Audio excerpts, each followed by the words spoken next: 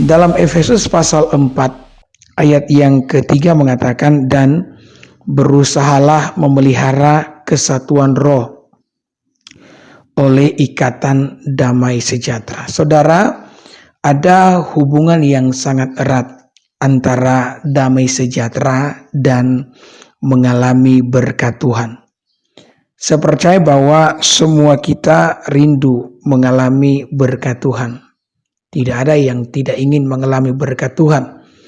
Kalau saya bertanya siapa di sini yang mau menerima berkat Tuhan, maka saya yakin akan ada tangan-tangan yang diangkat yang menandakan sebuah keinginan ya untuk mengalami berkat Tuhan.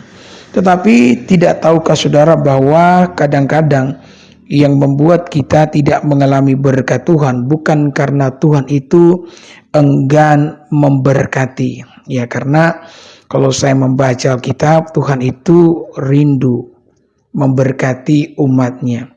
Saudara ingat waktu Yesus naik ke surga, Yesus mengangkat tangan, ya, dan dia hilang di udara dengan tangan yang terangkat. Tangan yang terangkat itu artinya memberkati, saudara. Dan malaikat pun muncul ketika murid-murid terus melihat ke atas dengan kebingungan, ya. Malaikat itu berkata, "Mengapa kalian masih ada di sini?" Yesus yang pergi, dia juga akan datang dengan cara yang sama. Artinya dia akan datang kedua kali dengan tangan yang terangkat. Jadi artinya Tuhan itu naik ke surga dengan tangan yang memberkati, dan dia juga akan datang kedua kali dengan tangan yang memberkati.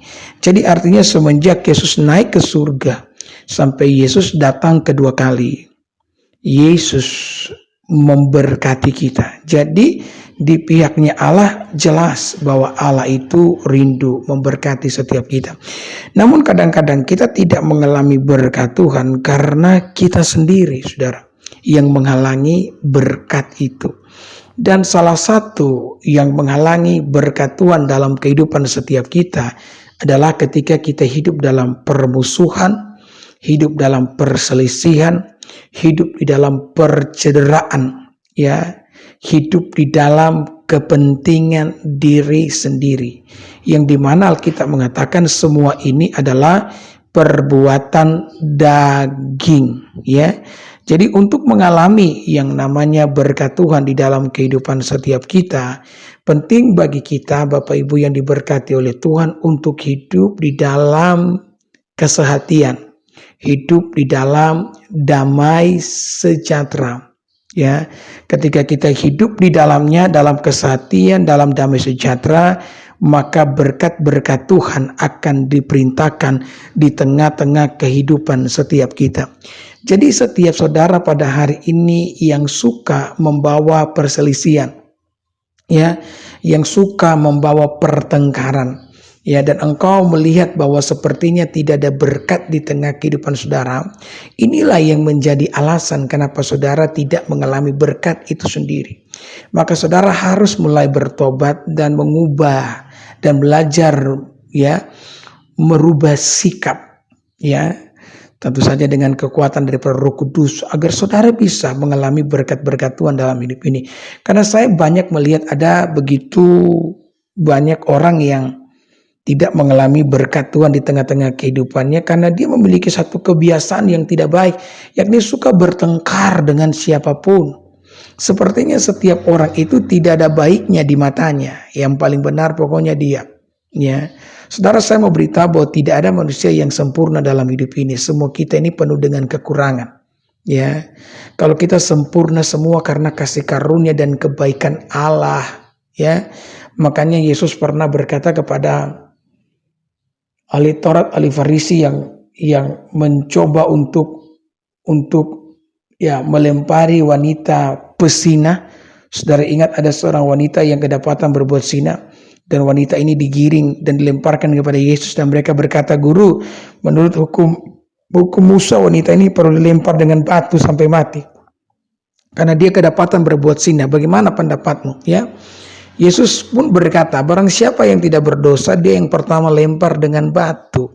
Ya, saudara, jawaban Yesus mengejutkan ahli Taurat, ahli Farisi, yang tentu saja mereka juga adalah orang-orang berdosa. Ya, maka mereka pun mundur satu persatu, mundur meninggalkan wanita itu seorang diri bersama dengan Yesus. Ya, dan Yesus pun mendekati wanita itu dan berkata, bukankah tidak ada yang menghukum engkau? Aku pun tidak akan menghukum engkau. Pergilah dan jangan berbuat dosa lagi.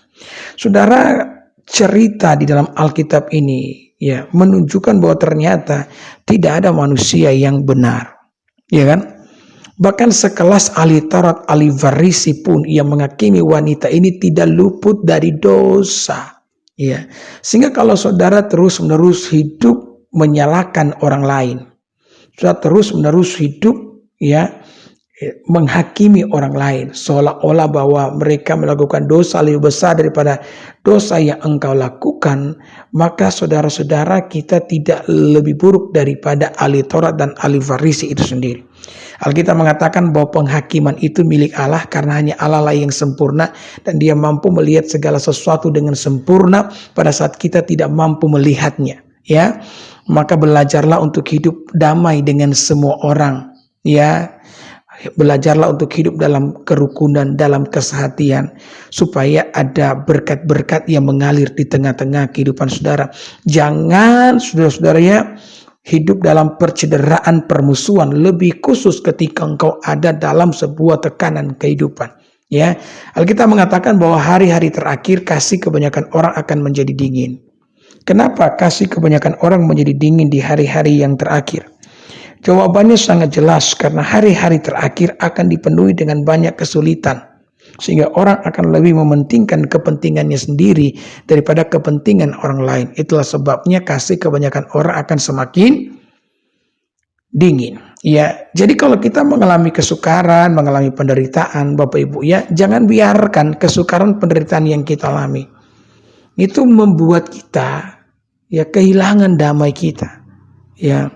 Kita mungkin bisa kehilangan banyak dalam hidup ini, tapi pertahankan damai sejahteramu. Karena damai sejahtera modal untuk mengalami berkat-berkat Allah di tengah kehidupan saudara. Perhatikan yang namanya kayu bakar. Kayu bakar itu bisa menyala, menghasilkan api yang besar apabila setiap kayu itu berkumpul bersatu. Ya, betul enggak? Ya. Perhatikan yang namanya semut. Semut itu memiliki ukuran tubuh yang kecil. Dengan ukuran tubuh yang seperti itu, seekor semut tidak bisa melakukan banyak hal. Ya, kalau cuma seekor. Tetapi kita tahu bahwa semut itu bekerja dalam koloni. Tidak pernah bekerja sendiri. Bekerja bersama-sama dalam kesehatian. Itulah sebabnya semut bisa melakukan pekerjaan-pekerjaan yang besar sekalipun memiliki ukuran tubuh yang sangat kecil. Ya. Bahkan saudara-saudara, Allah sendiri pernah berkata kepada Nimrod dan orang-orangnya.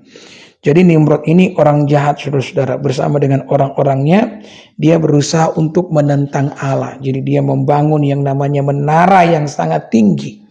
Ya. Menara yang sangat tinggi untuk menentang Allah. Ya. Kemudian Tuhan pun turun dan berkata, mereka ini satu bangsa, satu bahasa, seia sekata. Mulai dari sekarang tidak ada yang tidak dapat mereka capai. Mereka dapat melakukan apa yang mereka rencanakan. Ya, Tuhan sendiri ngomong bahwa orang jahat itu pun bisa melakukan apa yang mereka mau ketika mereka ada dalam kesatuan. Jadi kesatuan itu adalah sebuah kekuatan. Ya. Maka jangan biarkan ini contoh-contoh yang saya bagikan, jangan biarkan kita kehilangan kesatuan khususnya mungkin di tengah-tengah keluarga. Ya, ketika engkau dalam sebuah pergumulan yang berat.